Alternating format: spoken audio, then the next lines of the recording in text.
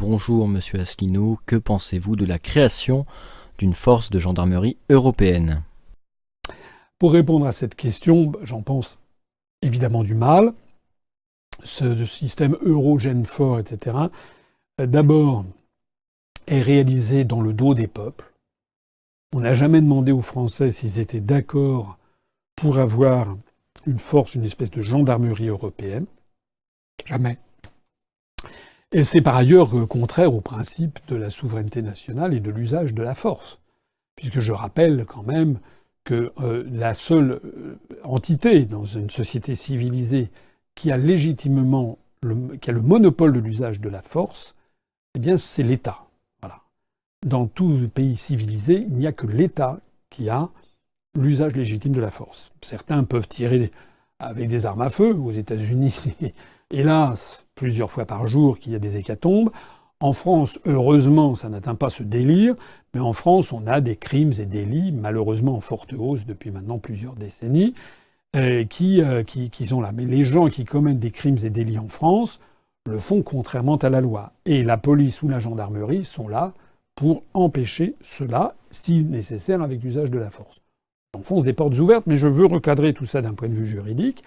Et donc, le problème que pose Euro-Genfor et la gendarmerie au niveau européen, c'est que l'on crée une entité qui repose sur quoi?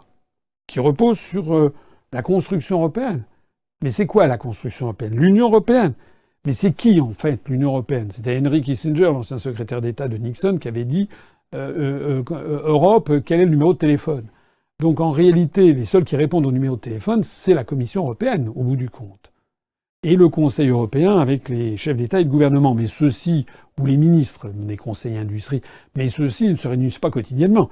Ils se réunissent, les conseils ministres, c'est une fois par mois, et les conseils chefs d'État et de gouvernement, c'est une fois, je sais pas, tous les 3 mois, etc.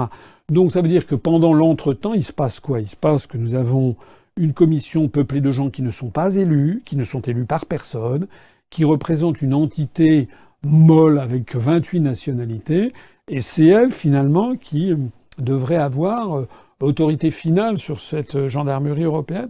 Alors pour l'instant, ça n'est pas le cas. Pour l'instant, si j'ai bien compris, chaque État conserve son mot à dire. Il s'agit d'une présentation. On va avoir des gendarmes français avec des gendarmes allemands, etc. On va mettre ça dans des bataillons ensemble, dans des régiments, et puis ils auront des ordres avec un coordonnateur. J'imagine que c'est comme ça que ça fonctionnera.